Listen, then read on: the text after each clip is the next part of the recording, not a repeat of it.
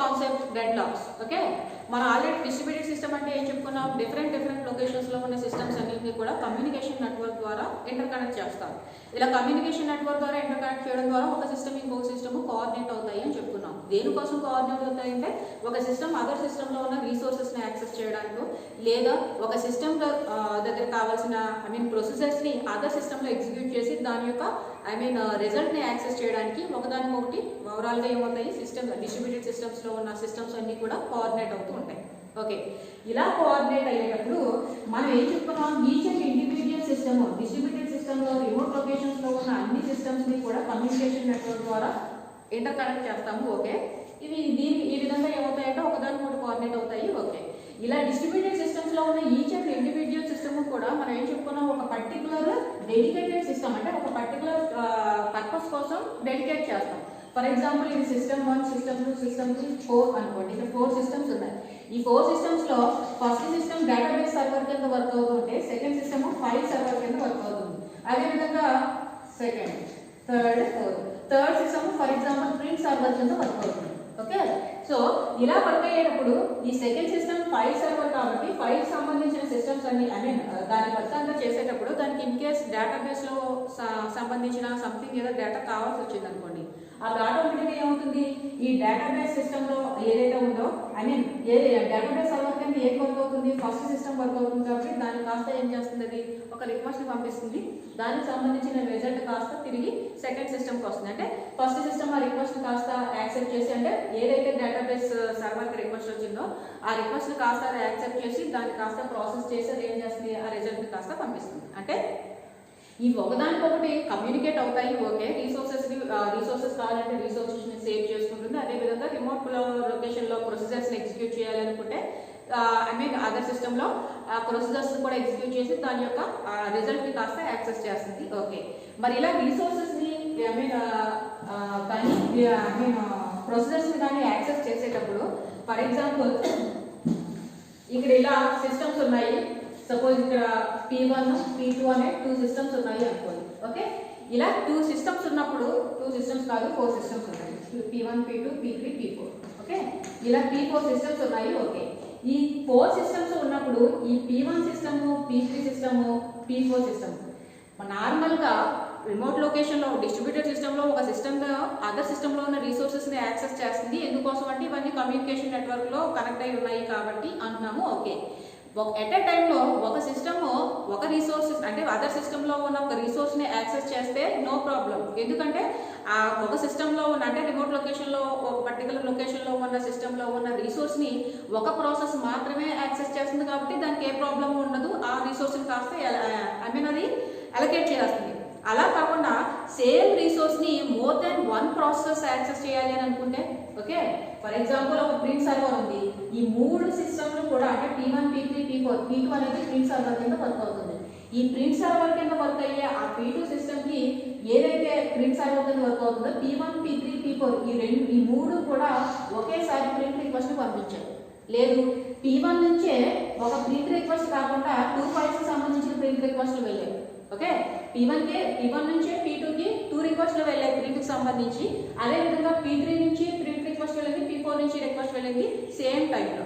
Okay, so ఒక రిసోర్స్లో ఉన్న అంటే రిమోట్ లొకేషన్లో ఒక సిస్టంలో ఉన్న రిసోర్స్ని ఒకే సిస్టమ్ అట్ ఏ టైంలో ఒకే సిస్టమ్ యాక్సెస్ చేయాలి అనుకుంటే నో ప్రాబ్లం. ఒక సిస్టమే యాక్సెస్ రిక్వెస్ట్ అడిగింది కాబట్టి దాన్ని అలొకేట్ చేస్తుంది.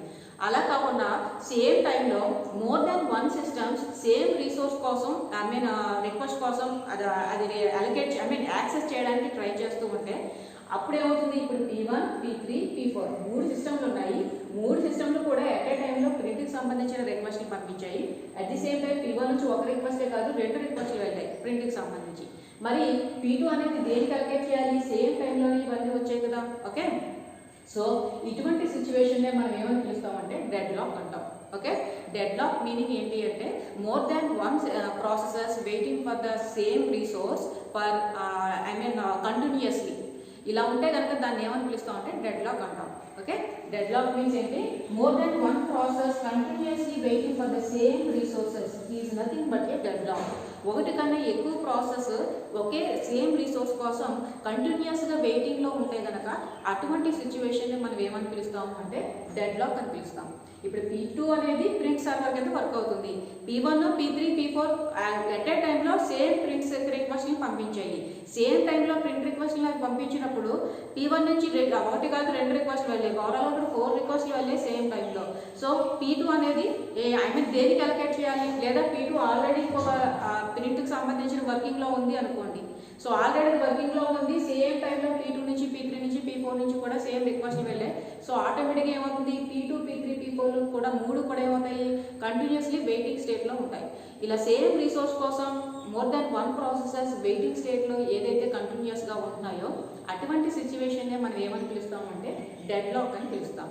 ఓకే, మరి ఈ రిసోర్సెస్ని ఎలకేట్ చేసేటప్పుడు ఈ రిసోర్సెస్ ఏవైతే ఉన్నాయో వాటిని ఎలా ఎలకేట్ చేసేటప్పుడు దానికి 3 స్టేజెస్ ఉంటాయి. ఆ 3 స్టేజెస్ ఏంటంటే first one request stage, okay, second one allocate stage, and third one release stage. Deadlock అంటే నేను ఏం చెప్తాను, more than one process continuously waiting for the same resources. For example P1, P2 ఇలా 2 processes ఉన్నాయి. Okay, ఇప్పుడు P1 x, y అనే 2 variables ఉన్నాయనుకోండి. Suppose xలో 10 ఉంది, yలో 20 ఉంది.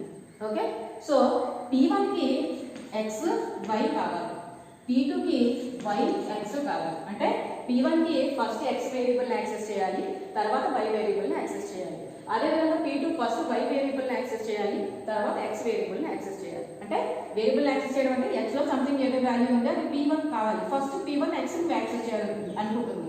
P2కి ఫస్ట్ y యొక్క అవసరం ఉంది. సో y లో ఏదైతే వాల్యూ ఉందో ఆ వాల్యూ ఫస్ట్ P2 అనే ప్రాసెస్ ఫస్ట్ యాక్సెస్ చేయాలి అనుకుంటుంది. Okay, so first x1 x అనే వేరియబుల్ ఏదో అదర్ సిస్టంలో ఉన్నది. సో x అనే వేరియబుల్ ఏదైతే ఉందో అది P1కి అడిగింది కాబట్టి ఫస్ట్ P1కి కాస్త అలొకేట్ చేసింది xని. ఓకేనా, సపోజ్ ఇది P3 అనుకోండి. P3 ప్రాసెస్లో xy అనే వేరియబుల్స్ ఉన్నాయి. P1 xని ఫస్ట్, తర్వాత y అవసరం ఉంది కాబట్టి ఫస్ట్ x యొక్క రిక్వెస్ట్ పంపించింది. ఈ P3 ఏం చేసింది, ఆల్రెడీ x ఖాళీగానే ఉంది కదా, x వేరియబుల్ ఎవరు యాక్సెస్ చేయలేదు కాబట్టి P3 x అనే వేరియబుల్ కాస్త P1కి అలొకేట్ చేసింది. సేమ్ టైంలో P2 నుంచి y అనే వాల్యూ కావాలి అని చెప్పి P3కి రిక్వెస్ట్ వెళ్ళింది. y అనే వాల్యూ కూడా ప్రజెంట్ ఖాళీగానే ఉంది కదా, ఎవరు యాక్సెస్ చేయలేదు కాబట్టి, ఏ సిస్టమ్ యాక్సెస్ చేయలేదు కాబట్టి P3 ఏం చేసింది, y అనే దాన్ని P2కి అలొకేట్ చేసింది. ఓకే, ఇప్పుడు P1కి y నెక్స్ట్ ఏమైంది, x ని యాక్సెస్ చేసిన తర్వాత y అనే వాల్యూ కూడా కావాల్సి వచ్చింది. ఇప్పుడు y అనే వాల్యూ కోసం P3కి ఏం చేసింది, రిక్వెస్ట్ పంపించింది. సేమ్ P2కి ఇప్పుడు y ని యాక్సెస్ చేసేసింది కదా, ఫస్ట్ x అనే వాల్యూ ఇప్పుడు కావాల్సి వచ్చింది. ఇప్పుడు x కోసం P2 ఏం చేసింది, రిక్వెస్ట్ పంపించింది. ఇప్పుడు ఆల్రెడీ x అనేది P1 ప్రాసెస్లో ఉంది, P2 ప్రాసెస్ ఏం యాక్సెస్ చేసింది, y ని యాక్సెస్ చేసింది. ఇప్పుడు P1కి y కావాల్సి వచ్చింది, P2కి x కావాల్సి వచ్చింది. సో నాకు y కావాలనే రిక్వెస్ట్ని P1 పంపించింది, నాకు x కావాలనే రిక్వెస్ట్ని P2 పంపించింది. కానీ ఒక ప్రాసెస్ ఒక రిసోర్స్ని యాక్సెస్ చేసిన తర్వాత ఆ ప్రాసెస్ కంప్లీట్ అయ్యేంత వరకు ఆ రిసోర్స్ని కాస్త రిలీజ్ చేయాలి కదా. ఆల్రెడీ x అనేది P1లో ఉంది, ఆ ప్రాసెస్ అనేది కంప్లీట్ అవ్వలేదు. కంప్లీట్ అవ్వకుండానే దానికి y అనేది కూడా కావాల్సి వచ్చింది కాబట్టి నాకు y కూడా కావాలి అని ఒక రిక్వెస్ట్ పంపించింది. బట్ ఈ y ఆల్రెడీ P2 ఏం చేసింది, ఫస్ట్ యాక్సెస్ చేసింది. కాబట్టి ఈ y అనేది మనకి ఇప్పుడు రిలీజ్ అంటే y అనే రిసోర్స్ ఏదైతే ఉందో, వేరియబుల్ ఏదైతే ఉందో అది P2 అండర్ టేకింగ్లో ఉంది. సో ప్రజెంట్ అది ఖాళీగా లేదు. అదేవిధంగా x అనేది P1 అండర్ టేకింగ్లో ఉంది, కానీ P2కి x కావాలి, P1కి y కావాలి. మరి P1 xని రిలీజ్ చేస్తుందా అంటే P1 ప్రాసెస్ కంప్లీట్ అయ్యేంత వరకు x వేరియబుల్ని P1 రిలీజ్ చేయదు. మరి P2 yని రిలీజ్ చేస్తుందా అంటే P2 ప్రాసెస్ కంప్లీట్ అయ్యేంత వరకు P2 yని రిలీజ్ చేయదు. ఎందుకంటే ఆ ప్రాసెస్ కంప్లీట్ అయిన తర్వాత మాత్రమే, ఆ ప్రాసెస్ ఎగ్జిక్యూషన్ కంప్లీట్ అయిన తర్వాత మాత్రమే ఆ రిసోర్సెస్ అనే వాటిని రిలీజ్ చేయగలుగుతుంది. కానీ ఇక్కడ P1 x ప్రాసెస్ కంప్లీట్ అవ్వలేదు కాబట్టి x దాని అండర్టేకింగ్లోనే ఉంచుకొని నాకు y కూడా కావాలని రిక్వెస్ట్ పంపించింది. P2 ఫస్ట్ y యాక్సెస్ చేసింది కాబట్టి y దాని అండర్టేకింగ్లోనే ఉంది, ఎందుకంటే ప్రాసెస్ కంప్లీట్ అవ్వలేదు. కానీ x కూడా కావాల్సి వచ్చింది. ఇప్పుడు ఇలా P2 ప్రాసెస్ కంప్లీట్ అయ్యేంత వరకు x ని రిలీజ్ చేయదు, P1 ప్రాసెస్ కంప్లీట్ అయ్యేంత వరకు y రిలీజ్ చేయదు. కానీ నాకు y కావాలని P1 పంపిస్తుంది, నాకు x కావాలని చెప్పి P2 రిక్వెస్ట్ పంపించింది. సో ఈ రెండు కూడా ఏమవుతాయి, కంటిన్యూస్గా వెయిటింగ్ స్టేట్లో ఉండిపోతాయి. ఎందుకంటే దీని వర్క్ కంప్లీట్ అయ్యేంత వరకు y రిలీజ్ చేయదు, P2 వర్క్ కంప్లీట్ అయ్యేంత వరకు x ని రిలీజ్ చేయదు. సో y రిలీజ్ చేయదు, P1 వర్క్ కంప్లీట్ అయ్యేంత వరకు x ని రిలీజ్ చేయదు. సో ఇది రిలీజ్ అవ్వనంత వరకు ఇది ఏంటైనా మీకు ఎక్స్ వై వాల్యూ కావాలి లేదంటే ఎక్స్ వేరియబుల్ కావాలి అని చెప్పి ఇవేం చేస్తాయి, రెండు కూడా కంటిన్యూస్ వెయిటింగ్ స్టేట్లో ఉంటాయి. ఇటువంటి సిచ్యువేషన్ ఏమని పిలుస్తామంటే డెడ్ లాక్ అని పిలుస్తాం. Okay, so what is dead lock అంటే 2 or more process continuously waiting for the same resource is nothing but continuous గా వెయిటింగ్ లో ఉంటాయి. ఇది ఎలా కంటిన్యూస్ గా వెయిటింగ్ లో ఉంటాయి అంటే ఈ ప్రాసెస్ కంప్లీట్ అయ్యేంత వరకు ఇది ఎక్స్ రిలీజ్ చేయలేదు, ఈ ప్రాసెస్ కంప్లీట్ అయ్యేంత వరకు వై రిలీజ్ చేయలేదు. కానీ దీనికి ఇప్పుడు వై కావాలి, P2కి ఎక్స్ కావాలి. బట్ ఇది వైని యాక్సెస్ చేయగలదా అంటే ఇది కంప్లీట్ అయ్యేంత వరకు వైని రిలీజ్ చేయలేదు. P1 P2 ఎక్స్ ని యాక్సెస్ చేయగలదా అంటే ఈ P1 వర్క్ కంప్లీట్ అయ్యేంత వరకు ఎక్స్ ని రిలీజ్ చేయలేదు. సో రెండు రిలీజ్ చేయలేము, కానీ దీనికి వై కావాలి, దీనికి ఎక్స్ కావాలి. సో అప్పుడు ఆటోమేటిక్గా రిక్వెస్ట్ పంపించి ఏం చేస్తాయి, P1 P2 రెండు కూడా కంటిన్యూస్ గా వెయిటింగ్ స్టేట్లో ఉంటాయి. ఇటువంటి సిచ్యువేషన్ మనం ఏమని పిలుస్తామంటే డెడ్ లాక్ అని పిలుస్తాం. 2 or more process continuously waiting అంటే ఇది కంటిన్యూస్లీ వెయిట్ చేస్తూ ఉంటే కనుక సేమ్ రిసోర్స్ కోసం అప్పుడు దాన్ని ఏమని పిలుస్తాం, డెడ్ లాక్ అంటాం. సో ఇటువంటి రిసోర్సెస్ ని ఎలా ఎలకేట్ చేయాలంటే మనకి 3 స్టేజెస్ ఉంటాయి. అదేంటంటే రిక్వెస్ట్, ఎలకేట్, రిలీజ్. ఓకే, ఇక రిక్వెస్ట్ లో ఏంటి అంటే సపోజ్ ఒక ప్రాసెస్ కావాల్సి వచ్చింది అనుకోండి, ఆటోమేటిక్గా ఏం చేస్తుంది, ఒక ప్రాసెస్ రిక్వెస్ట్ ని సపోజ్ సంథింగ్ ఏదో వేరియబుల్ కావాలి. సో అప్పుడు ఏం చేస్తుంది, నాకు సంథింగ్ ఏదో రిసోర్స్ కావాలన్న విషయాన్ని ప్రాసెస్ ఏం చేస్తుంది, అదర్ సిస్టమ్ కి రిక్వెస్ట్ పంపిస్తుంది. ఓకే, ఇలా రిక్వెస్ట్ పంపించినప్పుడు మరి ఆ ప్రాసెస్ అనేది ఆ రిసోర్స్ అనేది అవైలబుల్గా ఉందా లేదా అన్న విషయం ఎలా తెలుస్తుంది అంటే ఆల్రెడీ మనం బైండింగ్ ఏజెంట్ గురించి నేర్చుకున్నాం లాస్ట్ క్లాస్లో. ఆ బైండింగ్ ఏజెంట్లో ఏమవుతుంది, ఏ ప్రాసెస్లో ఏ రిసోర్సెస్ అవైలబుల్గా ఉన్నాయి, డిఫరెంట్ డిస్ట్రిబ్యూటెడ్ సిస్టంలో డిఫరెంట్ సిస్టమ్స్ అన్ని కనెక్ట్ అయి ఉన్నాయి అంటే ఒక్కొక్క సిస్టమ్ ఒక్కొక్క పర్టికులర్ పర్పస్ కోసం మనం డెడికేట్ చేస్తాం. కాబట్టి ఒక suppose second system database server కింద వర్క్ అయితే ఫస్ట్ సిస్టమ్ ఫైల్ సర్వర్ కింద వర్క్ అవుతుంది. మరి ఏ సిస్టంలో ఏ రిసోర్సెస్ అవైలబుల్గా ఉన్నాయి అనే విషయం అనేది మరి ఎలా తెలుస్తుంది అంటే మనం ఆల్రెడీ లాస్ట్ క్లాస్లో నేర్చుకున్నాం. బైండింగ్ ఏజెంట్ అనేది ఒకటి ఉంటుంది. Binding agent is nothing but ఒక టేబుల్. ఆ టేబుల్లో ఏముంటాయి అంటే ఓవరాల్ ఈ డిస్ట్రిబ్యూటెడ్ సిస్టమ్స్లో ఉన్న ఏమేమి ప్రాసెసెస్ ఉన్నాయి, ఆ ప్రాసెస్లో ఏమేమి రిసోర్సెస్ అవైలబుల్గా ఉన్నాయి, దీనికి సంబంధించినంతా కూడా ఒక టేబుల్ మెయింటైన్ చేస్తుంది. ఓకే, సో ఇప్పుడు ఏ రిక్వెస్ట్ అంటే ఏ ప్రాసెస్కి ఏ రిక్వెస్ట్ కావాలన్నా సరే అది ఫస్ట్ ఏం చేస్తుంది అనమాట, బైండింగ్ ఏజెంట్ ఆ రిక్వెస్ట్ పంపిస్తుంది. ఈ బైండింగ్ ఏజెంట్ ఏం చేస్తుంది అనమాట, పర్టికులర్ రిసోర్స్ అనేది ఏ ప్రాసెస్లో ఉంది, పర్టికులర్ ప్రాసెస్లో పర్టికులర్ రిసోర్స్ ఉంది అన్న విషయం తెలియాలన్న గ్యారెంటీ లేదు. సో అప్పుడు ఏం చేస్తుంది అనమాట, ఆ రిక్వెస్ట్ కాస్త బైండింగ్ ఏజెంట్కి పంపించినప్పుడు బైండింగ్ ఏజెంట్ ఆల్రెడీ డిస్ట్రిబ్యూటెడ్ సిస్టంలో ఎన్ని ప్రాసెస్లు ఉన్నాయి, ఆ ప్రాసెస్లో ఏమేమి రిసోర్సెస్ ఉన్నాయి అన్ని కూడా టేబుల్ మెయింటైన్ చేస్తుంది. కాబట్టి ఆ టేబుల్ ప్రకారం ఏ రిసోర్స్ కోసం అయితే రిక్వెస్ట్ పంపించిందో ఆ రిసోర్స్ అనేది ఏ ప్రాసెస్లో ఉందో దానికి సంబంధించిన డీటెయిల్స్ అన్ని కూడా తిరిగి ఆ సర్వర్కి పంపించడమో లేదు అంటే కనుక ఆ క్లయింట్కి పంపించడం అనేది ఓవరాల్గా చేస్తుందని చెప్పుకున్నాం. సో రిక్వెస్ట్లో ఏం జరుగుతుందన్నమాట, ఏదైతే మనం ఒక పర్టికులర్ రిసోర్స్ని యాక్సెస్ చేయాలి అని అనుకుంటున్నామో ఆ రిసోర్స్కి సంబంధించిన ప్రాసెస్ అనేది ఎక్కడైతే ఉందో ఆ ప్రాసెస్కి రిక్వెస్ట్ కాస్త వెళ్తుంది. అలా ఎలా వెళ్తుంది అంటే బైండింగ్ ఏజెంట్ ద్వారా వెళ్తుంది. That is nothing but request.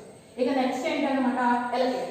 ఎప్పుడైతే పర్టికులర్ ప్రాసెస్లో పర్టికులర్ రిక్వెస్ట్ ఉంది అని తెలిసిపోయిందో ఆ రిసోర్స్ అనేది అవైలబుల్గా ఉంటే కనుక అప్పుడు నెక్స్ట్ ఏం చేస్తుంది, ఆ అవైలబుల్గా ఉన్న రిసోర్స్ని కాస్త ఏ ప్రాసెస్ అయితే రిక్వెస్ట్ చేసిందో ఆ ప్రాసెస్కి ఆ రిసోర్స్ని కాస్త ఏం చేస్తుంది, ఎలకేట్ చేస్తుంది. ఓకే, నెక్స్ట్ ఏంటనమాట, ఇలా ఎలకేట్ చేసిన తర్వాత ఎప్పుడైతే దాని వర్క్ అంటే ఏ ప్రాసెస్ అయితే రిక్వెస్ట్ చేసిందో ఆ రిసోర్స్ని ఎలకేట్ చేసిన తర్వాత ఆ ఎలకేట్ చేసిన రిసోర్స్ యొక్క వర్క్ అయిపోయిన తర్వాత ఆటోమేటిక్గా నెక్స్ట్ థర్డ్ స్టెప్ ఏంటన్నమాట, థర్డ్ స్టేజ్ మొత్తం ఓవరాల్గా కంప్లీట్ అయిపోయిన తర్వాత రిలీజ్ చేస్తుంది. Okay, these are 3 stages in దీంట్లో ఎలకేషన్ ఆఫ్ రిసోర్సెస్. ఓకేనా, సో డెడ్ లాక్ అంటే ఏంటి, 2 or more processes continuously waiting for the same resources is nothing but deadlock. మరి ఇటువంటి డెడ్ లాక్లో మన రిసోర్స్ని ఎలకేట్ చేసేటప్పుడు మనకి 3 స్టేజెస్ ఉంటాయి, request, allocate and release. Okay, రిక్వెస్ట్లో ఏం జరుగుతుంది, ఓవరాల్గా ఏ ప్రాసెస్కి ఒక రిసోర్స్ కావాలి అని అనుకుంటే కనుక ఆ రిసోర్స్ సంబంధించిన రిక్వెస్ట్ కాస్త క్లయింట్ అనేది పంపిస్తుంది. ఇలా పంపించినప్పుడు మనం ఆల్రెడీ లాస్ట్ క్లాస్లో నేర్చుకున్న ఒక బైండింగ్ ఏజెంట్ అనేది ఉంటుంది. ఆ బైండింగ్ ఏజెంట్ ఏం చేస్తుందంటే ఓవరాల్గా ఎన్ని ప్రాసెసెస్ ఉన్నాయి, ఆ ప్రాసెస్లో ఏమేమి రిసోర్సెస్ అవైలబుల్గా ఉన్నాయి అదంతా కూడా ఒక టేబుల్ మెయింటైన్ చేస్తుంది. సో ఎప్పుడైతే ఒక క్లయింట్ నుంచి రిక్వెస్ట్ వచ్చిందో ఆ రిక్వెస్ట్ని కాస్త యాక్సెప్ట్ చేసిన ఆ బైండింగ్ ఏజెంట్ ఏం చేస్తుందంటే ఆ రిక్వెస్ట్లో ఉన్న రిసోర్సెస్ ఏవైతే కావాలి అని అనుకుందో ఆ రిసోర్సెస్ ఏ పర్టికులర్ ప్రాసెస్లో ఉన్నాయో ఆ ప్రాసెస్కి అది కాస్త ఆ రిక్వెస్ట్ని కాస్త ట్రాన్స్ఫర్ చేయడం అనేది జరుగుతుంది. ఓకే, అలా ట్రాన్స్ఫర్ చేసిన తర్వాత ఆ రిసోర్సెస్ని ఏం చేస్తుంది, ఎలకేట్ చేస్తుంది. ఇన్ కేసు అవైలబుల్గా ఉంటే ఎలకేట్ చేస్తుంది. అవైలబుల్గా లేకపోతే అవైలబుల్గా ఉండేంత వరకు వెయిటింగ్ స్టేట్లో ఉండి దాని తర్వాత అలొకేట్ చేస్తుంది. అలొకేట్ చేసిన తర్వాత దాని వర్క్ కంప్లీట్ అయిపోయిన తర్వాత ఆటోమేటిక్గా ఏం చేయాలి, ఈ అలొకేట్ చేసిన రిసోర్సెస్ని కాస్త రిలీజ్ చేస్తుంది. These 3 are stages in allocation of resources. Okay, so once ఇలా అలొకేషన్ అయిపోయిన తర్వాత ఇలా అలొకేట్ చేయాల్సింది. ఓకే, ఓవరాల్గా డెడ్లాక్ అంటే మనం ఏమని చెప్పుకుంటున్నాం, deadlock is nothing but 2 or more process continuously waiting for the same resource. ఎప్పుడైతే 2 అంతకంటే ఎక్కువ రిసోర్సెస్ అనేవి కంటిన్యూస్గా వెయిట్ చేస్తున్నాయో సేమ్ రిసోర్స్ కోసం, అప్పుడు డెడ్లాక్ అనేది వస్తుంది. మరి ఈ రీసోర్స్ అలొకేషన్ అనేది అసలు ఎలా జరుగుతుంది అనే దానికి 3 stages ఉంటాయి. అదేంటంటే request, allocate and release. Request అనగానే ఏం జరుగుతుంది, ఫస్ట్ ఏం జరుగుతుంది, నాకు ఈ పర్టికులర్ రిసోర్స్ కావాలి అని చెప్పి ఒక రిక్వెస్ట్ వెళ్తుంది. ఈ రిక్వెస్ట్ వెళ్ళినప్పుడు ఆ పర్టికులర్ రిసోర్స్ ఏ ప్రాసెస్లో అవైలబుల్గా ఉందో ఆ ప్రాసెస్కి ఏం చేస్తుంది అనమాట, బైండింగ్ ఏజెంట్ అనేది ఆ రిక్వెస్ట్ని కాస్త పాస్ చేసి దానికి సంబంధించిన రిసోర్స్ని కాస్త అలొకేట్ చేస్తుంది. అది సెకండ్ స్టేజ్.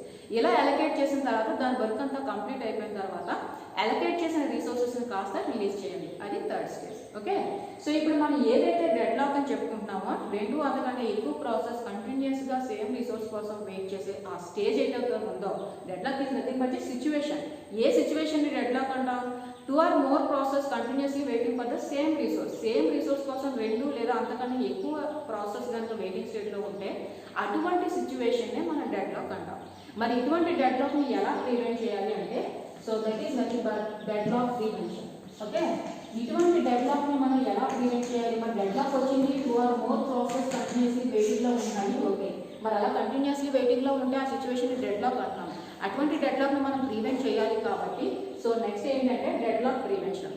సో ఇటువంటి డెడ్లాక్ని మనం ఎలా ప్రివెంట్ చేయగలము అంటే, ఫస్ట్ వన్ ఏంటి అంటే mutual exclusion. Mutual exclusion. Okay, mutual exclusion ద్వారా మనం డెడ్లాక్ని అనేదాన్ని మనం ప్రివెంట్ చేయొచ్చు. ఎలా డెడ్లాక్ని ప్రివెంట్ చేస్తామంటే, ఇక్కడ చూడండి, నేను ఆల్రెడీ డెడ్లాక్ అంటే ఏం చెప్పాను, P1 అనే ప్రాసెస్ ఆల్రెడీ x అనే వేరియబుల్ని యాక్సెస్ చేసింది, P2 y అనే వేరియబుల్ని యాక్సెస్ చేసింది. సో P1కి ఇప్పుడు y కావాల్సి వచ్చింది, P2కి x కావాల్సి వచ్చింది. సో ఆల్రెడీ P2 y దగ్గర ఉంది, P1 అనేది x అనేది P1 దగ్గర ఉంది కాబట్టి 2 వెయిటింగ్ స్టేట్లో కంటిన్యూస్గా ఉంటాయి. ఎందుకంటే 2 కూడా ఇదేమో ఇది యాక్సెస్ చేసిన x వేరియబుల్ రిలీజ్ చేయదు, P2 ఏమో వైని రిలీజ్ చేయదు. ఎందుకోసం అంటే ఆ ప్రాసెస్ కంప్లీట్ అవ్వలేదు కాబట్టి. సో ఇలా ఉంటే డెడ్లాక్ అంటున్నాం. ఈ డెడ్లాక్ని ప్రివెంట్ చేయడానికి మన ఫస్ట్ మెథడ్ ఏంటంటే మ్యూచువల్ ఎక్స్క్లూజన్ మెథడ్. ఓకే, ఈ మ్యూచువల్ ఎక్స్క్లూజన్ మెథడ్లో ఏమవుతుంది అంటే, ఫర్ ఎగ్జాంపుల్ సేమ్ సిచ్యువేషన్, ఈ ఎక్స్ వై అనే వేరియబుల్స్ P1కి కావాలి, P2కి కావాలి.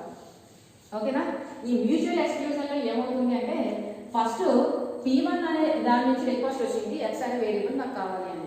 నెక్స్ట్ P2కి వై అనే వేరియబుల్ కావాలి అని రిక్వెస్ట్ వచ్చింది. ఓకే, ఇప్పుడు ఫస్ట్ మ్యూచువల్ ఎక్స్క్లూజన్లో ఏమవుతుంది అంటే, P1 అనే ప్రాసెస్ కంప్లీట్గా పూర్తవడానికి దానికి ఏమేమి రీసోర్సెస్ కావాలి అనేది ముందుగా ఐడెంటిఫై చేసి ఆ రీసోర్సెస్ అన్నింటినీ కూడా ఫస్ట్ P1కి అలొకేట్ చేయాల్సింది. అంటే మీనింగ్ ఏంటంటే, ఇక్కడ P1కి ఫస్ట్ x కావాలి, ఓకే, దాని తర్వాత y కూడా కావాలి కదా. సో P1కి ఫస్ట్ ఏవైతే కావాలి వేరియబుల్స్ రిసోర్సెస్ కావాలో ఆ రిసోర్సెస్ అన్నింటినీ కూడా ఫస్ట్ P1కి అలొకేట్ చేయాల్సింది. ఓకే, ఈ P1 రిలీజ్ చేసిన తర్వాత మాత్రమే P2కి అలొకేట్ చేస్తుంది. అప్పటి వరకు P2 అనేది అసలు ఎగ్జిక్యూషన్ స్టేజ్కే రాదు. అప్పటి వరకు కూడా ఏమవుతుంది, P2 అనేది అసలు ఎగ్జిక్యూషన్ స్టేజ్కే రాదు. కాబట్టి మొత్తం అంతా కూడా దేనికి అలొకేట్ చేస్తాం, P1కి అలొకేట్ చేస్తాం. అంటే ఒక రిసోర్సెస్ని ఒక పర్టికులర్ ప్రాసెస్ ఏదైతే ఉందో ఆ ప్రాసెస్కి కావాల్సిన రిసోర్సెస్ అన్నింటినీ కూడా ఎట్ ఎ టైంలో అలొకేట్ చేసేసి ఆ అలొకేట్ చేసిన రిసోర్సెస్ మొత్తం ప్రాసెస్కి సంబంధించిన వర్క్ అంతా కంప్లీట్ అయిపోయి రిలీజ్ చేసేంత వరకు కూడా అదర్ ప్రాసెస్ దేన్ని కూడా ఎగ్జిక్యూషన్ స్టేజ్కి అసలు తీసుకురాము. అలా ఉంటే దాన్ని ఏమని పిలుస్తాం అంటే మ్యూచువల్ ఎక్స్క్లూజన్ మెథడ్ అంటాం. ఓకేనా, ఏదైతే మనం డెడ్లాక్ ప్రివెన్షన్ అని చెప్పుకుంటామో ఈ డెడ్లాక్ని ప్రివెంట్ చేసే మెథడ్స్లో మనకి first method mutual exclusion method. ఈ మ్యూచువల్ ఎక్స్క్లూజన్ మెథడ్లో ఏమవుతుంది అంటే, మనం ఏదైతే ఒక ప్రాసెస్కి రిసోర్సెస్ని అలొకేట్ చేస్తున్నారో, ఇక్కడ P1 నుంచి ఫస్ట్ రిక్వెస్ట్ అవ్వచ్చు, P2 నుంచి ఫస్ట్ రిక్వెస్ట్ అవ్వచ్చు. ఒక ప్రాసెస్ని మీరు రిసోర్స్ని అలొకేట్ చేసేటప్పుడు ఆ ప్రాసెస్ కంప్లీట్ అవ్వడానికి సంబంధించిన రిసోర్సెస్ అన్నింటినీ ఫస్ట్ ఐడెంటిఫై చేసేసి ఆ రిసోర్సెస్ అన్నింటినీ కూడా ఫస్ట్ ఆ ప్రాసెస్కి అలొకేట్ చేస్తుంది. ఆ ప్రాసెస్ క్యాలిక్యులేట్ చేసిన తర్వాత ఓవరాల్గా దాని వర్క్ అంతా కంప్లీట్ అయిపోయి రిలీజ్ అయ్యేంత వరకు కూడా అదర్ ప్రాసెస్ అసలు ఎగ్జిక్యూషన్ స్టేజ్కి తీసుకురాదు. ఇలా ఉంటే దాన్ని ఏమని పిలుస్తామంటే మ్యూచువల్ ఎక్స్క్లూజన్ మెథడ్ అంటాం. ఓకే, ఇక సెకండ్ మెథడ్ ఏంటి అంటే మ్యూచువల్ ఎక్స్క్లూజన్ తర్వాత hold and wait method. Okay, deadlock prevention లో ఇక సెకండ్ మెథడ్ ఏంటంటే hold and wait method. Mutual exclusion method అయిపోయిందిగా. ఇక హోల్డ్ అండ్ వెయిట్ మెథడ్ అంటే ఏంటి అంటే for example P1 same P1 అనే దానికి I mean X Y variables కావాల్సి వచ్చాయి. First X I mean X అనే సంబంధించిన రిక్వెస్ట్ పంపించింది. కానీ ఈ మ్యూచువల్ ఎక్స్క్లూజన్ లో నేను ఏం చెప్పాను, ఓవరాల్ గా P1 ప్రాసెస్ కంప్లీట్ అవ్వడానికి ఏమేమి రిసోర్సెస్ కావాలి ముందుగా ఐడెంటిఫై చేసి ఆ రిసోర్సెస్ అన్నింటినీ కూడా ఫస్ట్ ఐ మీన్ అలొకేట్ చేస్తుంది.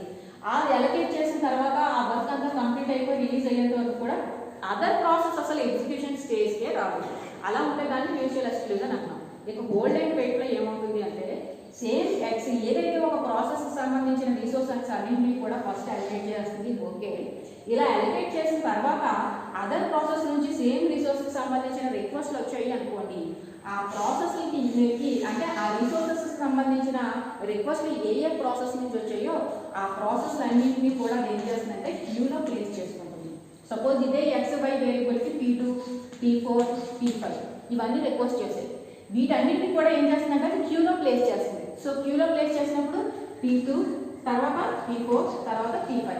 మనకు ఆల్రెడీ క్యూ ఎలా వర్క్ అవుతుందో తెలుసు, ఫస్ట్ ఇన్ ఫస్ట్ అవుట్ అని. సో ఫస్ట్ ఏ ప్రాసెస్ నుంచి రిక్వెస్ట్ వచ్చిందో ఆ ప్రాసెస్ ఏం చేస్తుంది అనమాట, ఈ P1 అనేది కాస్త ఈ రిసోర్సెస్ ని రిలీజ్ చేసిన వెంటనే ఆ P2కి కాస్త అలొకేట్ చేస్తుంది. P2 కంప్లీట్ అయిన తర్వాత నెక్స్ట్ క్యూలో ఏముంది, క్యూ ప్రాపర్టీ ప్రకారం ఏంటి, ఫస్ట్ ఇన్ ఫస్ట్ అవుట్. ఏదైతే ఫస్ట్ రిక్వెస్ట్ వచ్చిందో దాన్నే ఫస్ట్ ప్రాసెస్ చేస్తుంది. అదే కదా క్యూ యొక్క ప్రాపర్టీ. సో ఫస్ట్ P2కి అలొకేట్ చేస్తుంది ఈ రిసోర్సెస్ ని. సో అప్పుడు క్యూ నుంచి దాన్ని కాస్త రిమూవ్ చేస్తుంది. నెక్స్ట్ P2 ఈ రిసోర్సెస్ ని రిలీజ్ చేసిన తర్వాత నెక్స్ట్ క్యూలో ఎవరున్నారో చూసుకొని ఆ క్యూలో ఉన్న ప్రాసెస్ కి నెక్స్ట్ ఈ రిసోర్సెస్ ని అలొకేట్ చేస్తుంది. ఈ విధంగా హోల్డ్ అండ్ వెయిట్ మెథడ్ అనేది వర్క్ అవుతుంది అన్నమాట. అంటే మీనింగ్ ఏంటి, మ్యూచువల్ ఎక్స్క్లూజన్ మెథడ్ లో అయితే ఒక ప్రాసెస్ ఒక రిక్వెస్ట్ ని పంపించినప్పుడు ఆ ప్రాసెస్ కంప్లీట్ అవ్వడానికి సంబంధించిన రిసోర్సెస్ అన్నింటినీ కూడా ఫస్టే అలొకేట్ చేసేసి అదర్ ప్రాసెస్ అసలు ఎగ్జిక్యూషన్ స్టేజ్కే తీసుకురాదు. అలా ఉంటే దాన్ని మ్యూచువల్ ఎక్స్క్లూజన్ మెథడ్ అంటాం. అలా కాకుండా హోల్డ్ అండ్ వెయిట్ మెథడ్ అంటే ఏంటంటే ఒక ప్రాసెస్ ఒక రిసోర్సెస్ కి సంబంధించిన రిక్వెస్ట్ పంపించినప్పుడు ఆ ప్రాసెస్ కంప్లీట్ అవ్వడానికి సంబంధించిన ఆ రిసోర్సెస్ అన్నింటినీ అలొకేట్ చేసేసిన తర్వాత నెక్స్ట్ సేమ్ రిసోర్సెస్ సంబంధించిన రిక్వెస్ట్ అదర్ ప్రాసెస్ నుంచి వస్తే కనుక ఆ ప్రాసెస్ అన్నింటినీ కూడా హోల్డ్ అండ్ వెయిట్ మెథడ్ ఏం చేస్తుందంటే క్యూలో వెయిట్ చేసి క్యూలో ప్లేస్ చేస్తుంది. ఈ క్యూలో ప్లేస్ చేయడం ద్వారా ఏమవుతుంది అనమాట, క్యూ యొక్క property first in first out కాబట్టి ఎప్పుడైతే ఒక ప్రాసెస్ అది యాక్సెస్ చేసిన రిసోర్సెస్ ని రిలీజ్ చేస్తుందో ఆటోమేటిక్గా రిలీజ్ చేసిన ప్రాసెస్ ని కాస్త క్యూలో నెక్స్ట్ ఏదైతే ప్రాసెస్ ఉందో దానికి అలొకేట్ చేస్తుంది. ఈ మెథడ్ ఏమని పిలుస్తామంటే హోల్డ్ అండ్ వెయిట్ మెథడ్ అంటాం. ఇక థర్డ్ మెథడ్ ఏంటంటే సర్క్యులర్ వెయిట్ మెథడ్. ఇక సర్క్యులర్ వెయిట్ మెథడ్ లో ఏమవుతుందంటే ఈ ప్రాసెసెస్ ఏవైతే ఉన్నాయో ఓవరాల్ గా ఆ ప్రాసెస్ డిస్ట్రిబ్యూటెడ్ సిస్టమ్ లో ఓవరాల్ గా ఉన్న ప్రాసెస్ అన్ని కూడా ఒకదానికొకటి కమ్యూనికేట్ అవుతూ రిసోర్సెస్ ని షేర్ చేసుకుంటాయి అన్నమాట. అలా ఉంటే దాన్ని ఏమని పిలుస్తాం అంటే సర్క్యులర్ వెయిట్ అంటాం. ఒకదానికొకటి వాటికే ఆ ప్రాసెస్ కమ్యూనికేట్ అవుతూ ఒకదానికొకటి రిసోర్సెస్ ని షేర్ చేసుకుంటూ ఉంటాయి. ఈ విధంగా జరిగే మెథడ్ ఏమని పిలుస్తాం అంటే సర్క్యులర్ వెయిట్ మెథడ్ అంటాం. ఓవరాల్ గా deadlock is nothing but deadlock అంటే ఏంటి, 2 or more process waiting for the same resources continuously is nothing but deadlock. So ఇటువంటి డెడ్లాక్ లో ఒక రిసోర్సెస్ ని అలొకేట్ చేసేటప్పుడు మనం 3 స్టేజెస్ ఉంటాయి. అవేంటది, రిక్వెస్ట్ ఏదైతే ప్రాసెస్ రిసోర్స్ కావాలనుకుంటుందో దానికి సంబంధించిన రిక్వెస్ట్ ని పంపిస్తాం. ఆ రిక్వెస్ట్ ని కాస్త పంపించినప్పుడు ఏ ప్రాసెస్ ఏ రిసోర్స్ ఏ రిసోర్స్ ఏ ప్రాసెస్ లో ఉందో తెలియడానికి మనం ఆల్రెడీ బైండింగ్ ఏజెంట్ గురించి నేర్చుకున్నాం. సో అక్కడ ఒక టేబుల్ ఉంటుంది, దాని ప్రకారం రిసోర్స్ అనేది ఏమవుతుంది, అలొకేట్ అవుతుంది. That is nothing but second stage. ఇలా అలొకేట్ అయినప్పుడు ఆ రిసోర్సెస్ సంబంధించిన అంటే ఆ వర్క్ అంతా కంప్లీట్ అయిపోయిన తర్వాత ఆ రిసోర్సెస్ ని రిలీజ్ చేస్తుంది. That is nothing but third stage. ఇటువంటి డెడ్లాక్ ఏదైతే ఉందో దీన్ని ప్రివెంట్ చేయడానికి మనం 3 మెథడ్స్ యూజ్ చేస్తాం. అది mutual exclusion method, hold and wait method, circular method. Mutual exclusion method అయితే కనుక ఎప్పుడైతే ఒక ప్రాసెస్ నుంచి ఒక రిసోర్స్ కి సంబంధించిన రిక్వెస్ట్ వెళ్తుందో ఓవరాల్ గా ప్రాసెస్ కంప్లీట్ అవ్వడానికి సంబంధించిన రిసోర్సెస్ అన్నింటినీ కూడా ఆ ప్రాసెస్ కి అలొకేట్ చేస్తాం. ఇక అదర్ ప్రాసెస్ దేన్ని కూడా ఎగ్జిక్యూషన్ స్టేజ్ కి తీసుకురావన్నమాట. ఒకసారి ఇది రిలీజ్ చేసిన తర్వాత మాత్రమే నెక్స్ట్ ప్రాసెస్ అనేది ఎగ్జిక్యూషన్ స్టేజ్ కి వస్తుంది. ఇలా ఉంటే దాన్ని ఏమని పిలుస్తాం, మ్యూచువల్ ఎక్స్క్లూజన్ అంటాం. ఇక నెక్స్ట్ వన్ ఏంటంటే హోల్డ్ అండ్ వెయిట్.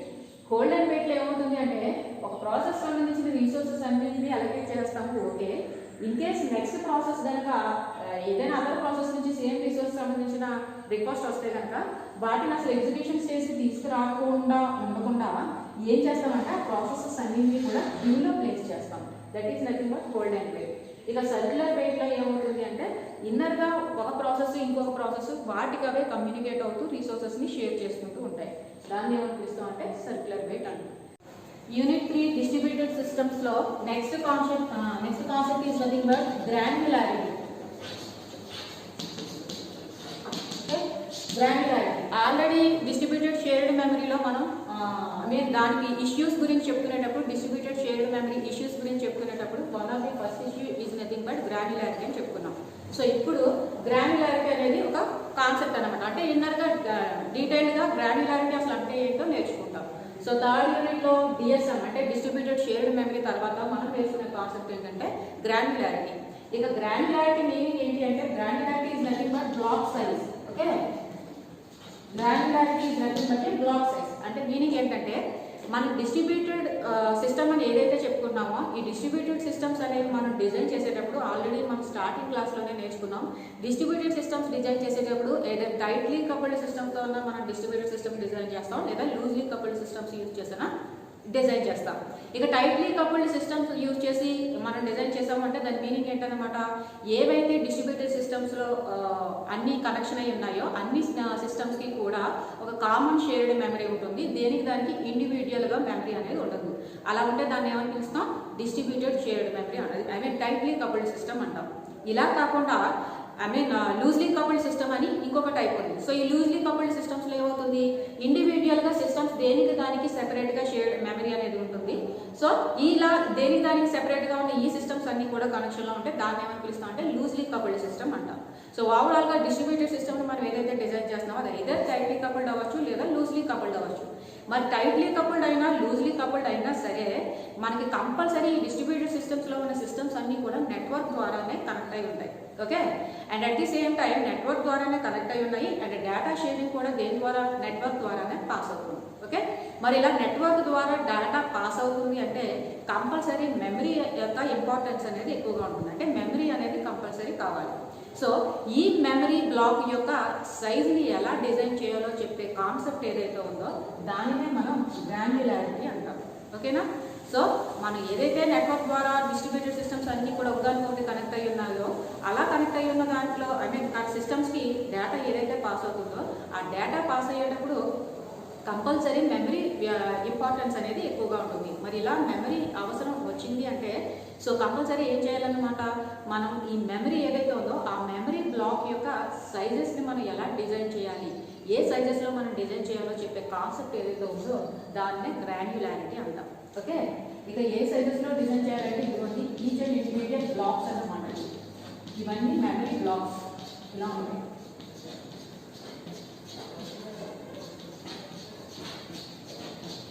ఇలా మెమరీ బ్లాక్స్ ఉన్నాయి. ఇది కూడా మెమరీ బ్లాక్.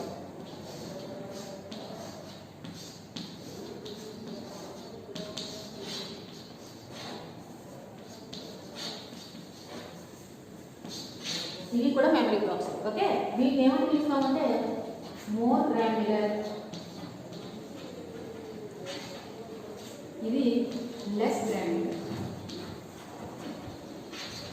మెమరీ బ్లాక్స్ అనేది ఇలా కానీ మనం డిజైన్ చేసుకోవచ్చు. ఓకే, వీటిని ఏమని పిలుస్తామంటే మోర్ గ్రాన్యులర్ అంటాం, వీటిని ఏమని పిలుస్తామంటే లెస్ గ్రాన్యులర్ అంటాం. ఓకే, ఇక మోర్ గ్రాన్యులర్ అనగానే ఏమవుతుంది అంటే ఆ మెమరీ బ్లాక్ యొక్క సైజ్ అనేది చిన్నగా ఉంటుంది. ఓకే, ఇక లెస్ గ్రాన్యులర్ అనగానే ఏమవుతుందంటే ఆ బ్లాక్ సైజ్ అనేది పెద్దగా ఉంటుంది.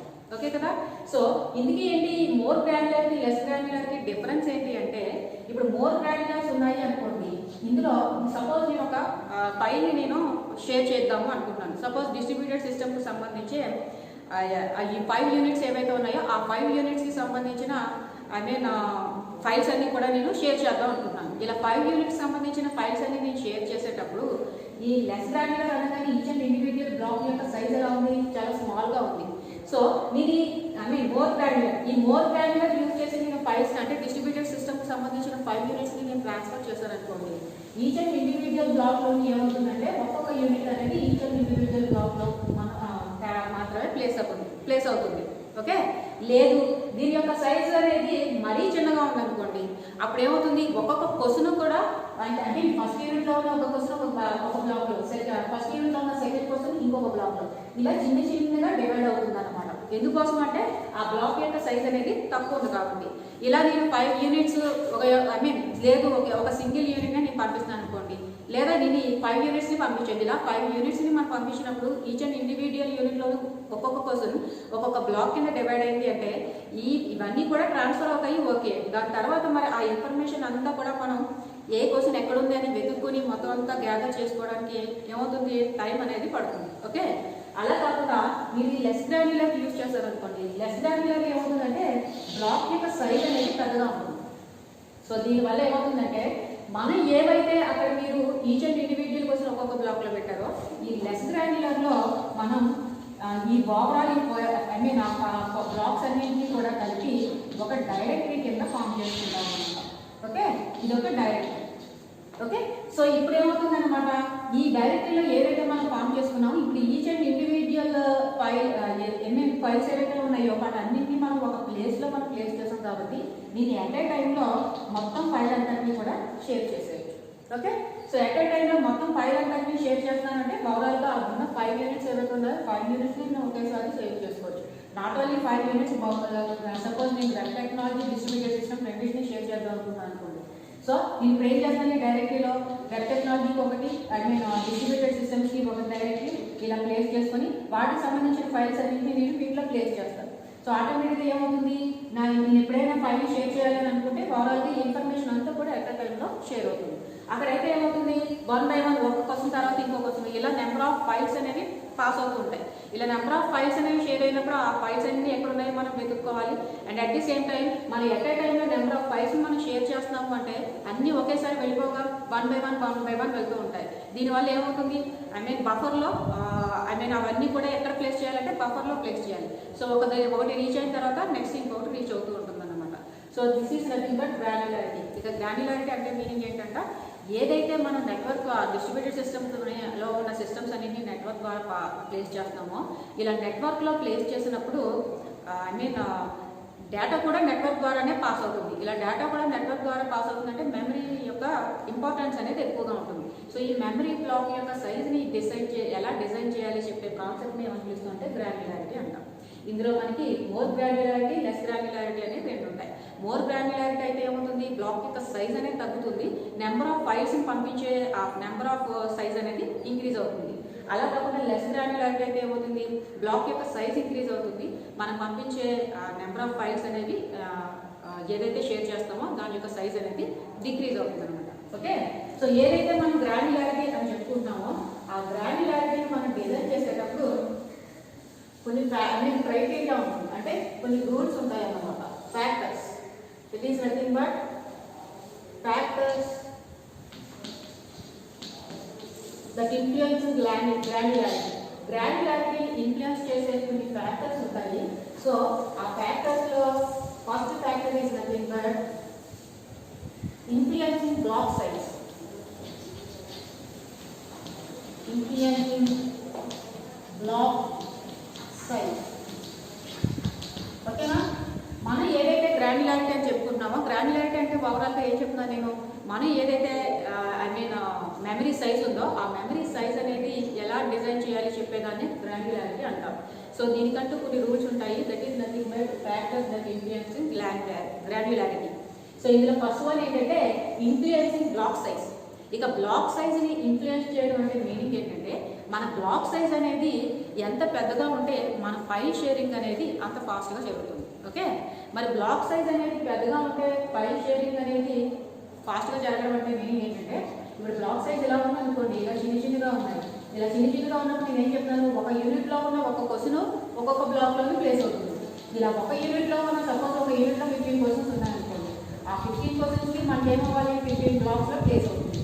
ఎప్పుడైతే 15 బ్లాక్స్లో ప్లేస్ అయిందో మనం షేర్ చేసేటప్పుడు ఈ 15 కూడా 1 by 1 వెళ్ళాలి. ఇలా 1 by 1 వెళ్ళేటప్పుడు ఏమవుతుంది, బఫర్లో ప్లేస్ అయ్యి వెళ్తాయి. మరి ఒకేసారి అన్నీ వెళ్ళిపోలేవు కదా. సో బఫర్లో ప్లేస్ అయ్యి వెళ్ళినప్పుడు ఏమవుతుంది, ఒకదాని తర్వాత ఒకటి వెళ్ళేటప్పుడు ప్రాసెస్ అనేది స్లోగా ఉంటుంది. ఇదే సేమ్ నేను వీటన్నింటినీ కూడా ఒక డైరెక్టరీలో ప్లేస్ చేసుకున్నాను అనుకోండి, ఈ ఫైల్స్ అన్నింటినీ కూడా నేను ఏం చేస్తాను అంటే ఒక డైరెక్టరీలో ప్లేస్ చేస్తున్నాను. అంటే మీనింగ్ ఏంటన్నమాట, ఆ బ్లాక్ యొక్క సైజ్ అనేది పెరిగింది. బ్లాక్ యొక్క సైజ్ పెరిగింది ఎప్పుడు పెరుగుతుంది, మనం డైరెక్టరీలో ప్లేస్ చేస్తున్నాం.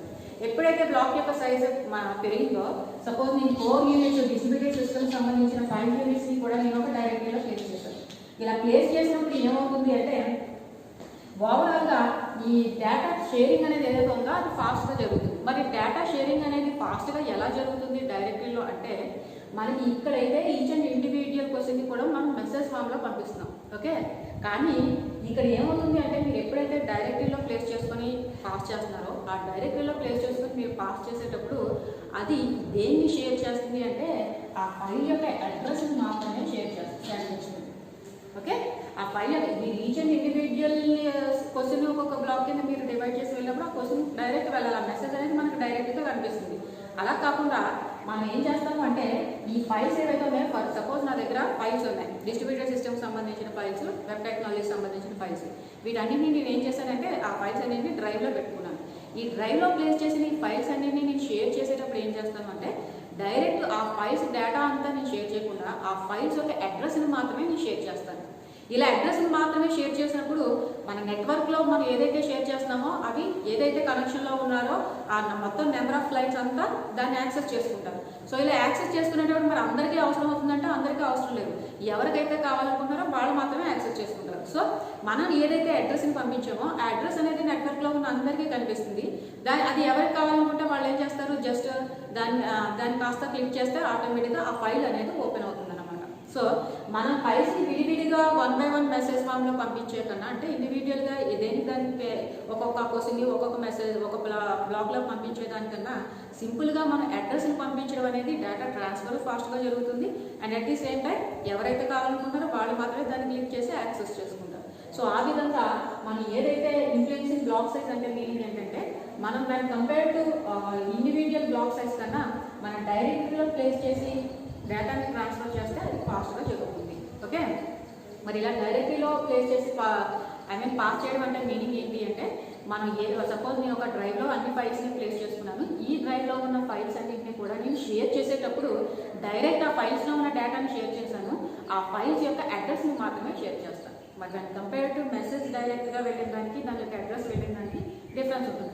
అది కూడా అడ్రస్ కూడా ఏంటి, మొత్తం ఎంటైర్ 5 యూనిట్స్కి సంబంధించిన అడ్రస్ని నేను అక్కడ ప్లేస్ చేయగలుగుతున్నాను సింపుల్గా, ఫాస్ట్గా, same time with in the less మినిట్స్లో, అలా లెస్ సెకండ్స్లో. అలా కాకుండా మీరు ఇండివిజువల్గా ఒక్కొక్క క్వశ్చన్ పంపించారనుకోండి, అదేమవుతుంది, దాని యొక్క సైజు పెరుగుతుంది, దాని యొక్క టైం కన్జ్యూమింగ్ అనేది కూడా ఎక్కువ అవుతుంది. So that is nothing but influencing block size. అంటే ఏంటన్నమాట, బ్లాక్ సైజ్ పెరిగింది అంటే ఆటోమేటిక్గా ఏమవుతుంది, దాంట్లో ఉండే డేటా మనంతా డైరెక్టరీలో ప్లేస్ చేసుకోవడం ద్వారా డైరెక్ట్ డేటానంతా కాకుండా ఏం చేస్తాం, అడ్రస్ని మాత్రమే షేర్ చేస్తాం. ఆ విధంగా ఏమవుతుందంటే షేరింగ్ అనేది ఫాస్ట్గా జరుగుతుంది. Okay, this is the first factor. Next one, second one ఏంటంటే పేజింగ్ ఓవర్ హెడ్. ఓకే, ఇక పేజింగ్ ఓవర్ హెడ్ అంటే మీనింగ్ ఏంటంటే మనం ఏదైతే డేటానంతా కూడా ఒక ప్లేస్లో ప్లేస్ చేస్తున్నామో, సపోజ్ ఇండివిజువల్ బ్లాక్స్లో మనం ఏం చెప్తాను, నేను పంపించే ఈచ్ యూనిట్లో ఒక్కొక్క క్వశ్చన్ కూడా ఏమవుతుంది, ఒక్కొక్క బ్లాక్లో ప్లేస్ అవుతుంది. ఇలా ఒక యూనిట్లో ఉన్న క్వశ్చన్స్ని నేను పంపించడానికి నాకు నెంబర్ ఆఫ్ బ్లాక్స్ అనేవి అవసరం అవుతుంటాయి. ఇలా కాకుండా నేను ఇప్పుడు ఏం చేస్తాను అంటే వీటన్నింటినీ కూడా, అంటే ఫస్ట్ యూనిట్ డిస్ట్రిబ్యూటెడ్ సిస్టమ్కి సంబంధించిన అన్నింటినీ కూడా ఒక డైరెక్టరీలో ప్లేస్ చేసుకుంటాను. At the same time web టెక్నాలజీకి సంబంధించిన యూనిట్స్ అన్నింటినీ కూడా ఒక ప్లేస్లో ప్లేస్ చేసుకుంటాను. ఓకే, ఇప్పుడు నేను ఏం చేస్తాను అంటే ఎప్పుడైతే మనం ఇలా ప్లేస్ చేసామో, ఈ ప్లేస్ చేసిన ఈ 5 యూనిట్స్ యొక్క ఈ ఫైల్స్ అన్నింటినీ నేను షేర్ చేసేటప్పుడు డైరెక్ట్ ఆ ఫైల్స్ అన్నింటినీ షేర్ చేయకుండా నేను ఏం చెప్తున్నాను, డైరెక్టరీలో ఉన్న ఆ ఫైల్స్ అన్ని షేర్ చేసేటప్పుడు మనం సింపుల్గా దాని యొక్క అడ్రస్ని మాత్రమే షేర్ చేస్తాం. ఇలా దాని యొక్క అడ్రస్ని మాత్రమే షేర్ చేయడానికి మనం యూజ్ చేసే నేను సపోర్ట్ చేసేది ఏంటి అంటే పేజింగ్ ఓవర్ హెడ్. ఓకేనా, ఈ పేజింగ్ ఓవర్ హెడ్ అనేది ఏం చేస్తుందంటే ఏవైతే మీరు ఫైల్స్ డైరెక్టరీలో ప్లేస్ చేశారో ఆ డైరెక్టరీలో ఉన్న ఫైల్స్ని మీరు షేర్ చేసేటప్పుడు దాని యొక్క అడ్రస్ అనేది షేర్ చేస్తుంది అనమాట. సో ఎప్పుడైతే ఆ అడ్రస్ని కాస్త మనం క్లిక్ చేస్తామో, ఆ అడ్రస్ మీద మనం ఎప్పుడైతే మనం క్లిక్ చేస్తామో ఆటోమేటిక్గా ఏమవుతుందంటే దానికి సంబంధించిన డేటా అంతా విజిబుల్ అవుతుంది. ఓకే, సో ఇండివిజువల్ ఫైల్ అలా వెళ్ళే కన్నా ఇండివిజువల్ ఫైల్ వెళ్ళినా ఆ యూనిట్లో ఫస్ట్ యూనిట్లో ఉన్న క్వశ్చన్స్ అన్ని గ్యాదర్ చేసుకోవడానికి మనకి చాలా టైం పడుతుంది. ఓకే, ఇది కాంప్లికేటెడ్. అలా కాకుండా ఫైల్ ట్రాన్స్ఫర్ అనేది ఓవరాల్గా 5 యూనిట్స్ సింపుల్గా మనం ఒకే టైంలో పంపించేస్తున్నాం. ఎలా పంపుతున్నాం అంటే జస్ట్ సింపుల్గా పేజింగ్ ఓవర్ హెడ్ అనేది ఏం చేస్తుంది, డైరెక్ట్లీలో ఏవైతే ఫైల్స్ ఉన్నాయో వాటన్నిటి యొక్క అడ్రస్ అనేది పంపిస్తుంది, డేటాని పంపించదు. సో అందులో ఉన్న డేటా చూడాలంటే జస్ట్ ఆ అడ్రస్ని మనం క్లిక్ చేయగానే ఆటోమేటిక్గా డేటా అంతా విజిబుల్ అవుతుంది. Okay, so this is nothing అంటే అలా అడ్రస్ని పంపించడానికి సపోర్ట్ చేసేది ఏదైతే ఉందో దాన్ని ఏమని పిలుస్తామంటే పేజింగ్ ఓవర్ హెడ్ అని పిలుస్తాం. ఏంటంటే డైరెక్టరీ సైజ్. ఇక్కడ డైరెక్టరీ సైజ్ ఏం చేస్తుంది అంటే నెంబర్ ఆఫ్ బ్లాక్స్ ఏవైతే ఉన్నాయో ఈ నెంబర్ ఆఫ్ బ్లాక్స్ అనేది కనుక మనం ఏం చేస్తున్నాం, బ్లాక్ అంటే మీనింగ్ ఏం చెప్తున్నాను నేను, ఈచ్ అండ్ ఇండివిజువల్ ఫైల్ మీరు ఏదైతే ప్లేస్ చేశారో ఆ దానికి సంబంధించిన అంటే డిస్ట్రిబ్యూటెడ్ సిస్టమ్కి సంబంధించిన బ్లాక్స్ అన్నింటినీ కూడా అడ్డా కోర్సుకు సంబంధించిన బ్లాక్స్ అన్నింటినీ కూడా మనం ఏం చేస్తున్నాం, ఒక డైరెక్టరీలో ప్లేస్ చేసుకుంటాం. ఓకే, ఇప్పుడు ఈ డైరెక్టరీలో ప్లేస్ చేసుకున్న ఈ బ్లాక్స్ ఏవైతే ఉన్నాయో ఓకే వీటిని ఏమవుతుందంటే ఎప్పుడైతే మనం డైరెక్టరీలో ప్లేస్ చేసుకున్నాం ఇప్పుడు ఏమిటంటున్నాడు డైరెక్టరీ సైజ్ అంటారు. ఓకే, ఎప్పుడైతే మనం ఇలా ఓవరాల్గా బ్లాక్స్ అన్నింటినీ కూడా ఒక డైరెక్టరీలో ప్లేస్ చేసుకున్నామో ఆల్రెడీ పేజ్ ఓవర్ హెడ్ ద్వారా ఏం చేస్తున్నాం మనం దీంట్లో ఉన్న డేటా ఏదైతే ఉందో దాన్ని డైరెక్ట్ డేటాలో కాకుండా దానికి అడ్రస్ని మనం షేర్ చేస్తాం. సో ఏమవుతుందన్నమాట ఎప్పుడైతే అడ్రస్ని షేర్ చేసామో ఐ మీన్ ఓవరాల్గా ట్రాన్స్ఫర్ అనేది ఈజీగా ఉంటుంది, ఫైల్ ట్రాన్స్ఫర్ అనేది ఈజీగా ఉంటుంది. సో ఈ డైరెక్టరీ సైజ్ అనేది ఏం చేస్తుంది అంటే ఆ ఉన్న ఈచ్ అండ్ మొత్తం బ్లాక్స్ అన్నింటినీ కూడా హ్యాండిల్ చేయడానికి యూజ్ చేసేది డైరెక్టరీ. ఓకే, సో ఓవరాల్ ఈ బ్లాక్స్ అన్నింటినీ కూడా ఎవరు హ్యాండిల్ చేస్తారు, డైరెక్టరీ హ్యాండిల్ చేస్తుంది. That is nothing but directory size. ఇక next one I mean the factors గా గ్రాన్యులారిటీలో ఫోర్త్ వన్ ఏంటంటే thrashing. Fourth one thrashing. Okay, so ఇప్పుడు ట్రాషింగ్ అంటే మీనింగ్ ఏంటంటే ఫర్ ఎగ్జాంపుల్ ఇక్కడ P1 అనే ఇక్కడ 4 ఫైల్స్ ఉన్నాయి 1 2 3 4. ఓకే, ఇలా 4 ఫైల్స్ ఉన్నాయి. ఈ 4 ఫైల్స్ ని కూడా ఏం చేస్తుందంటే ఈ 4 ఫైల్స్ కూడా ఎక్కడ ఉన్నాయంటే ఒక డైరెక్టరీలో ఉన్నాయి. ఇలా 4 ఫైల్స్ ఉన్నాయి ఒక డైరెక్టరీ. ఇప్పుడు ఈ 4 ఫైల్స్ ని కూడా ఒకే ప్రాసెసర్ యాక్సెస్ చేయకుండా ఫస్ట్ ఫైల్ ని ప్రాసెసర్ 1 అనేది యాక్సెస్ చేస్తుంది, సెకండ్ ఫైల్ ని ప్రాసెసర్ 2 అనేది యాక్సెస్ చేస్తుంది, థర్డ్ ఫైల్ ని ప్రాసెసర్ 3, ఫోర్త్ ఫైల్ ని ప్రాసెసర్ 4 యాక్సెస్ చేస్తుంది. ఓకే, అంటే రిక్వెస్ట్ పంపించాయి ప్రాసెసర్ 1 ఈ డైరెక్టరీలో ఉన్న ఫస్ట్ ఫైల్ కావాలి అని అంది, ప్రాసెసర్ 2 ఆ డైరెక్టరీలో ఉన్న సెకండ్ ఫైల్ కావాలి అని రిక్వెస్ట్ పంపించింది. ఇక ప్రాసెసర్ 3 అంటే థర్డ్ సిస్టమ్ ఏం చేసింది థర్డ్ ఫైల్ కావాలి అని రిక్వెస్ట్ పంపించింది. ఫోర్త్ ఫైల్ ఏం చేసింది ఫోర్త్ ఫైల్ కావాలంటే ఇంకొక సిస్టమ్ ఏం చేసింది ఫోర్త్ ఫైల్ కావాలని పంపించింది. ఓవరాల్ ఈ ఫైల్స్ అన్ని కూడా ఒక డైరెక్టరీలో ఉన్నాయి. ఓకే, మరి ఈ డైరెక్టరీలో ఉన్నప్పుడు సేమ్ టైంలోనే మొత్తం 4 ప్రాసెసర్స్ కూడా ఇండివిజువల్ డిఫరెంట్ ప్రాసెసర్ 1 అడిగిన ఫైల్ వేరు, ప్రాసెసర్ 2 అడిగిన ఫైల్ వేరు, ప్రాసెసర్ 3 అడిగిన ఫైల్ వేరు, 4 అడిగిన ఫైల్ వేరు. ఈ ఫైల్స్ అన్ని అంటే ఈ బ్లాక్స్ అన్ని కూడా ఎక్కడ ఉన్నాయి మనకి డైరెక్టరీలో ఉన్నాయి, ఒక సింగిల్ డైరెక్టరీలో ఉన్నాయి. సో ఇప్పుడు ఇవన్నీ అడిగిన రిక్వెస్ట్ అన్ని కూడా ఎప్పుడు వచ్చాయంటే సేమ్ టైంలో సేమ్ పాయింట్ ఆఫ్ టైంలోనే వచ్చాయి. మరి ఇలా సేమ్ పాయింట్ ఆఫ్ టైంలో వచ్చినప్పుడు సేమ్ డైరెక్టరీలో ఉన్న బ్లాక్స్ ఐ మీన్ ఫైల్స్ బ్లాక్సే కాబట్టి వీటిని అలొకేట్ చేసేటప్పుడు ఏమవుతుంది అంటే మనకి ప్రాబ్లం అనేది ఫేస్ అవుతుంది. ఓకే, సో ఇప్పుడు మనం దాన్ని ఈ ప్రాబ్లమ్స్ని హ్యాండిల్ చేయడానికి ఏమనిపిస్తాం అంటే క్రాషింగ్ అంటాం. ఓకే కదా, ఒక డైరెక్టరీలో నెంబర్ ఆఫ్ ఫైల్స్ ఉన్నాయి. ఓకే, ఒక ఫస్ట్ సిస్టమ్ దగ్గర ఉన్న యూజర్ ఎవరైతే ఉన్నాడో వాడు యూనిట్ 1 యాక్సెస్ చేయాలనుకున్నాడు, సెకండ్ సిస్టమ్ దగ్గర ఉన్నవాడు యూనిట్ 2, థర్డ్ సిస్టమ్ దగ్గర ఉన్నవాడు యూనిట్ 3, ఫోర్త్ సిస్టమ్ దగ్గర ఉన్నవాడు unit 4. Unit 1 unit 2 unit 3 unit 4 అవన్నీ సెపరేట్ ఫైల్సే, కానీ అవన్నీ కూడా ఎక్కడ ఉన్నాయి ఒక డైరెక్టరీలో ఉన్నాయి. ఒక డైరెక్టరీలో ఉన్నప్పుడు సేమ్ పాయింట్ ఆఫ్ టైంలో 4 రిక్వెస్ట్లు ఒకేసారి వచ్చేస్తాయి అనుకోండి, ఆ 4 రిక్వెస్ట్ని ఏం చేయాలి హ్యాండిల్ చేయగలగాలి. మరి ఒకేసారి 4కి పంపించేస్తుందా అంటే with in the nano seconds gap అయినా ఉండాలి. సేమ్ పాయింట్ ఆఫ్ టైంలో 4 రిక్వెస్ట్లు వచ్చినప్పుడు మరి దాన్ని హ్యాండిల్ చేయాలిగా. ఆ హ్యాండిల్ చేసే మెకానిజం ఏదైతే ఉందో దాన్ని ఏమని పిలుస్తామంటే ట్రాషింగ్ అంటాం. ఓకే, ఇక నెక్స్ట్ వన్ ఏంటంటే ట్రాషింగ్ తర్వాత ఫాల్స్ షేరింగ్.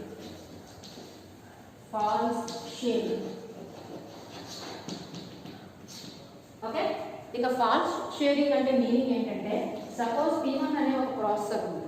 ఓకే, నెక్స్ట్ ఏంటంటే P2 అనే ఒక ప్రాసెసర్ ఉంది. రెండు డిఫరెంట్ సిస్టమ్స్. ఈ P1 సిస్టమ్ P2 సిస్టమ్ కూడా ఏం చేసింది అంటే ఒకే డేటా ఐటమ్ని కావాలని చెప్పి రిక్వెస్ట్ చేశాయి.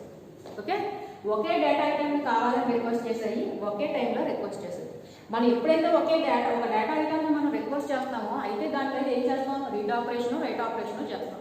మరి రీడ్ ఆపరేషన్ రైట్ ఆపరేషన్ చేస్తాము అంటే సేమ్ పాయింట్ ఆఫ్ టైంలో మరి ఒకే డేటా మీద ఆపరేషన్ జరిగిపోతుంది అంటే సపోజ్ రెండు P1 సిస్టమ్ P2 సిస్టమ్ రెండు కూడా రైట్ ఆపరేషన్ చేస్తున్నాయి అనుకోండి, ఒకే పాయింట్ ఆఫ్ టైంలో ఒక డేటా మీద 2 సార్లు రాయడం అనేది అది ఇంపాసిబుల్. ఓకే, సో దాన్ని హ్యాండిల్ చేయడానికి ఏమని చూస్తామంటే ఫాల్స్ షేరింగ్ అంటాం. అప్పుడు ఎలా జరుగుతుంది అంటే డిమాండింగ్ మీద జరుగుతుంది. అంటే మీనింగ్ ఏంటంటే ఇప్పుడు ఎప్పుడైతే సేమ్ పాయింట్ ఆఫ్ టైంలో P1 processor P2 processor same data కోసం రిక్వెస్ట్ పంపించేస్తుందో సేమ్ పాయింట్ ఆఫ్ టైంలో అప్పుడు ఒరిజినల్ డేటా అనేది sharing జరగదన్నమాట.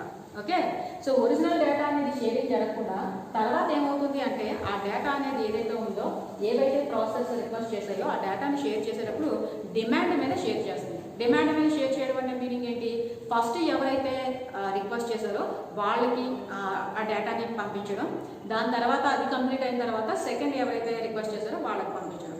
But same point of టైంలో సేమ్ డేటా ఐటమ్ మీద 2 రిక్వెస్ట్లు వచ్చేసినప్పుడు ఓవరాల్గా ఒరిజినల్ డేటాని షేర్ అవ్వకుండా చేస్తుంది అనమాట.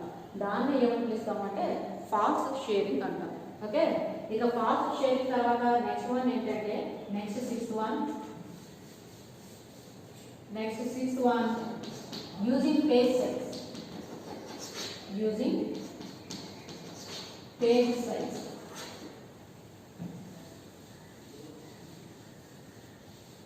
ఇక యూజింగ్ పేజ్ సైజ్ లో మనం ఏం చేస్తాం అంటే ఇక్కడ ట్రిగ్గర్స్ యూజ్ చేస్తాం.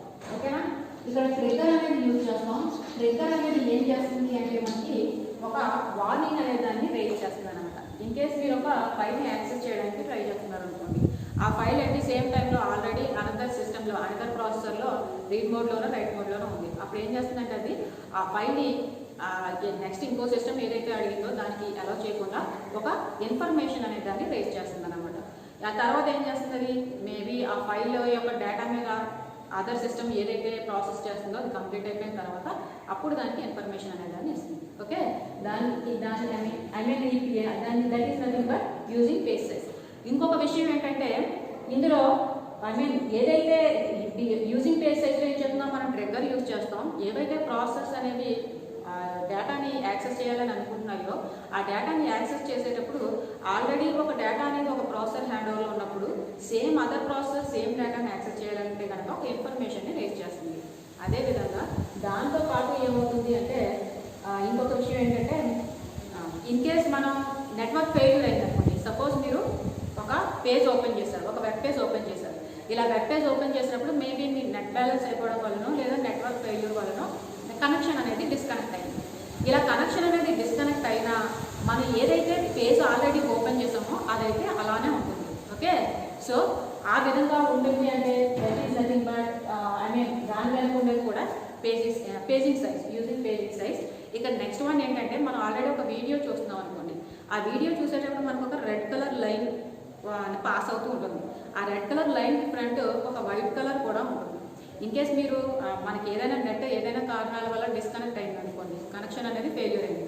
కనెక్షన్ ఫెయిల్యూర్ అయినప్పటికీ ఆ వీడియో అక్కడికి అయిపోకుండా మనకి వైట్ కలర్ లైన్ ఎంతవరకు ఉందో అంటే ఎక్కడి వరకు బ్రౌజ్ అయిందో అంతవరకు కూడా వీడియో ప్లే అవుతూ ఉంటుంది. సో ఇదంతా ఎలా ప్లే అవుతుందంటే యూజింగ్ పేజ్ సైజ్ అన్నమాట. Okay, so these are all nothing but ఏంటి అంటే ఇది ఫ్యాక్టర్స్ ఇన్ గ్రాన్యులారిటీ. సో గ్రాన్యులారిటీలో ఏమేమి ఫ్యాక్టర్స్ ఉంటాయంటే ఇన్ఫ్లుయెన్సింగ్ బ్లాక్ సైజ్ ఒకటి, paging overhead, next directory size, next thrashing, next false sharing, next using page size. ఓవరాల్గా granularity అంటే ఏంటన్నమాట, మనం ఏదైతే డిస్ట్రిబ్యూటెడ్ సిస్టమ్ యూజ్ చేస్తున్నామో అప్పుడు ఆటోమేటిక్గా నెట్వర్క్ ద్వారా డేటా ట్రాన్స్ఫర్ అవుతుంది. ఇలా నెట్వర్క్ ద్వారా డేటా ట్రాన్స్ఫర్ అవుతుందంటే మెమరీ యొక్క ఇంపార్టెన్స్ అనేది ఎక్కువగా ఉంటుంది. సో ఈ మెమరీ యొక్క సైజ్ అనేది ఎలా డిజైన్ చేయాలి అంటే ఆ మెమరీ బ్లాక్ యొక్క సైజ్ ఎలా డిజైన్ చేయాలో చెప్పే కాన్సెప్ట్ ఏదైతే ఉందో దాన్నే గ్రాన్యులారిటీ.